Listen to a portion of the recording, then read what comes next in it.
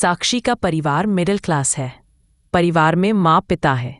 साक्षी के जीवन में तब जिम्मेदारियां बढ़ जाती हैं जब एक दिन अचानक उसके पिताजी को पैरालिसिस आ जाता है।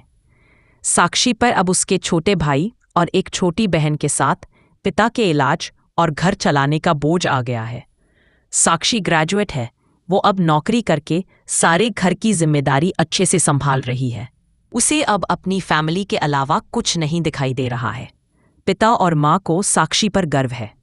साक्षी ने इस दौरान कई अच्छे रिश्ते को मना कर दिया। साक्षी को पता था कि अभी उसकी जिम्मेदारी बड़ी है। वो अपने घर को ऐसी हालत में छोड़कर शादी नहीं करना चाहती थी। और फिर पता नहीं शादी के बाद कैसा परिवार और पति मिले। इन सब बातों को देखते हुए अभी वो शादी से दूर रहना चाहती थी। इन रिश्तों में से कुछ उनके रिश्तेदार ने बताए थे, इसलिए रिश्तेदार अब साक्षी से थोड़ा जलने लगे। उन्होंने साक्षी के लिए अपनी एक सोच बना ली थी। उन्हें लगने लगा था कि साक्षी बड़ी घमंडी हो गई है। इस कारण अब रिश्तेदारों ने भी धीरे धीरे बात कम कर दी। और एक लड़का रचित कुछ दिनों से फॉलो कर रहा है। लड़के को साक्षी अवॉइड करती है। लड़के का नाम रचित है। रचित साक्षी को दूर से ही देखता रहता। कभी उसने ज्यादा पास आने की कोशिश नहीं की। साक्षी को पता था कि वो उसे फॉलो कर रहा है, लेकिन कुछ ही दिन में रचित के बर्ताव से वो समझ गई थी कि वो किस तरह का है। जब साक्षी कभी उसके पास से भी गुजरती तो वो दूर होने लगता था, घबरा जाता था। साक्षी को मन ही मन उसकी यह बातें अच्छी लगने लगी। उसके दिल के किसी कोने में प्यार ने दस्तक देना शुरू कर दिया था। लेकिन एक दिन अचानक रचित का रिश्ता लेकर उसकी माँ उनके घर आती है। साक्षी को पता नहीं था कि ऐसा कुछ होने वाला है। रचित की उसकी तस्वीर लेकर उनके घर आई थी।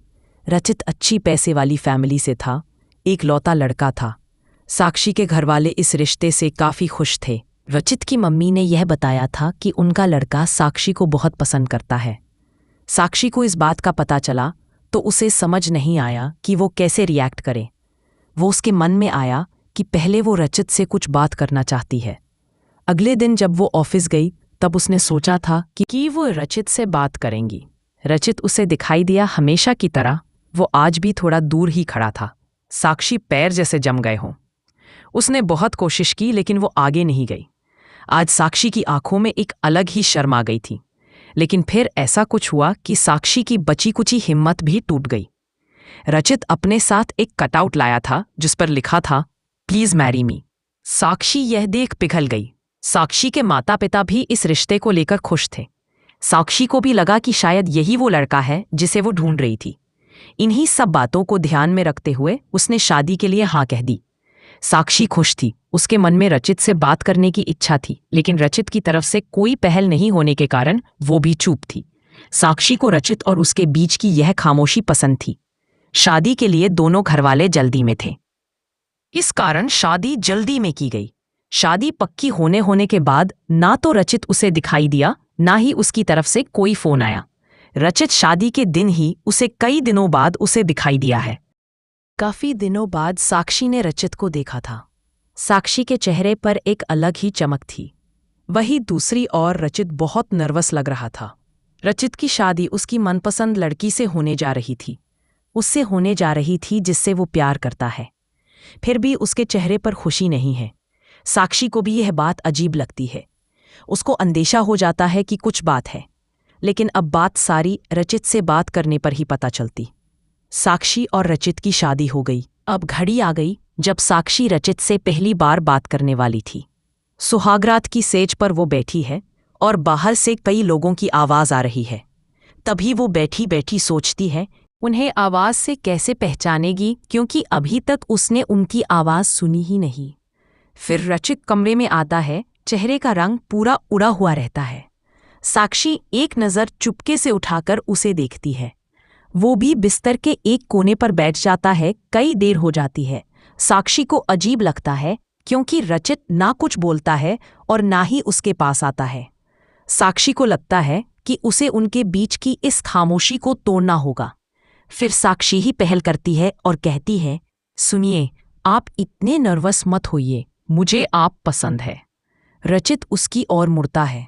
उसके चेहरे को देखकर साक्षी को थोड़ी चिंता होती है, क्योंकि चेहरे पर एक अजीब सा डर था। साक्षी उसको पूछती है, क्या हुआ, आप खुश तो है ना?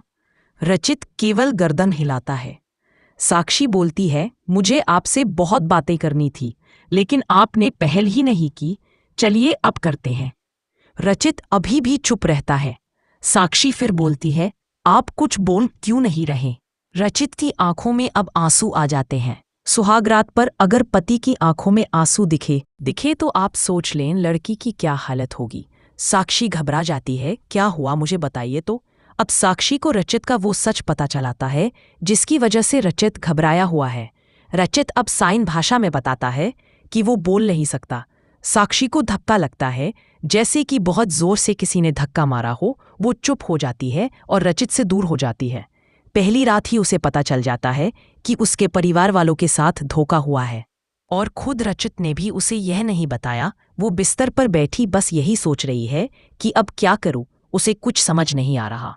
रचित अपनी आंखों में आंसू लिए साक्षी को हाथ लगाता है। साक्षी उसके हाथ को जोर से हटा देती है, कहती है, मुझे छूने की कोशिश भी मत करना। वो उसी समय अपने घर जाना चाहती है, लेकिन रात होने की वजह से उसके पैर रुक गए।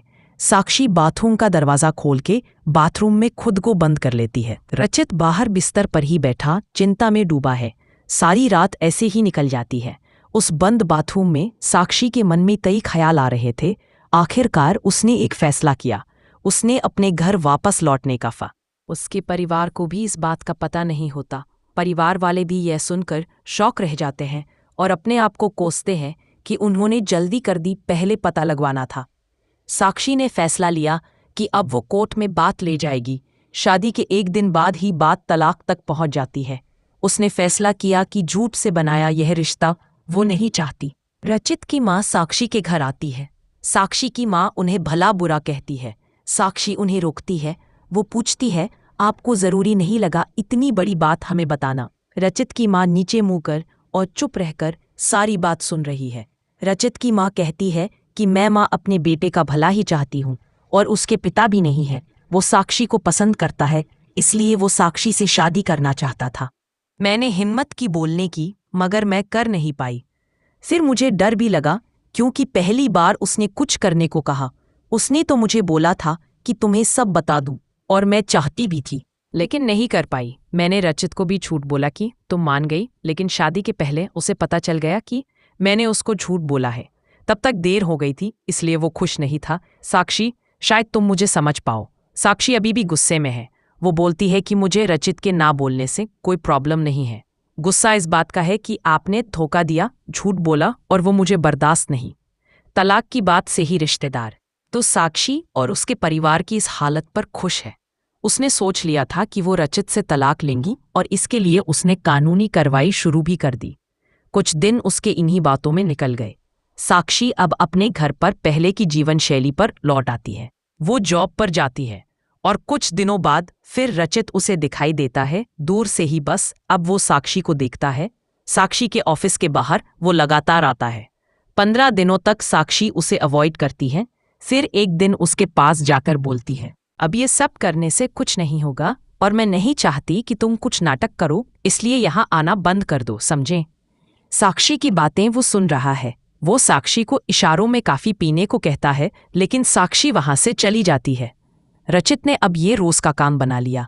एक दिन फिर वही रचित खड़ा रहता है। साक्षी उसके पास जाकर कहती है, क्या चाहते हो? अब तुम मेरी जिंदगी खराब तो तुमने कर दी। रचित फिर काफी का इशारा करता है। साक्षी कहती है, काफी पीकर मेरा पीछा छोड़ दोगे? रचित गर्दन हाँ में हिलाता है। पास के ही एक रेस्टोरेंट में टेबल पर दोनों आमने सामने बैठे हैं। रचित अपने फोन में कुछ मैसेज टाइप करता है। साक्षी उसको देख भी नहीं रही है। साक्षी के फोन में मैसेज आता है। रचित का लिखा होता है, sorry but I really love you so much. कोई भी बोलने वाला तुम्हें मुझसे ज्यादा प्यार नहीं कर सकता, और बात तो झूठी भी कोई कह सकता है, लेकिन आंखें हमेशा सच बोलती है। एक बार मेरी आंखों में देख लो, फिर तुम्हें जो सही लगे वो करना। साक्षी का सारा गुस्सा मैसेज पढ़ते ही चला गया। वो धीरे से अपनी आंखें उठाकर रचित की आंखों में देखती है, और उसकी आंखों से आंसू निकल आते हैं। वो अपने आंसू को रोक नहीं पाती। फिर वो उसी संकट में पड़ जाती है जहां उसके सामने कई सवाल रहते हैं। रचित टेबल पर रखे साक्षी के हाथ पर अपना हाथ रखता है। साक्षी बोलती है अपनी इमोशनल लाइन और भोली शक्ल से, तुम्हारी गलती नहीं छिप जाएगी। अब दोनों के बीच में एक अजीब सी चुप्पी बन गई। रचित को लगता है कि साक्षी ने उसे अभी भी शायद माफ नहीं किया। वो अपना हाथ साक्षी के हाथ से हटाकर जाने की कोशिश करता है, लेकिन इस बार साक्षी उसका हाथ पकड़ लेती है। बोलती है, पहले ऐसी बात नहीं लिख सकते थे, मुझे आज तक कभी किसी ने ऐसे नहीं समझाया। वो खड़ी होती और रचित को बोलती है, चलो मेरा सामान वापस लाना है मेरे घर से, अब तुम ही उठाकर ले जाओगे। रचित उठकर साक्षी को हग करता है, गीले शिकवे मिटाकर। इस तरह उनके नए जीवन की शुरुआत होती है।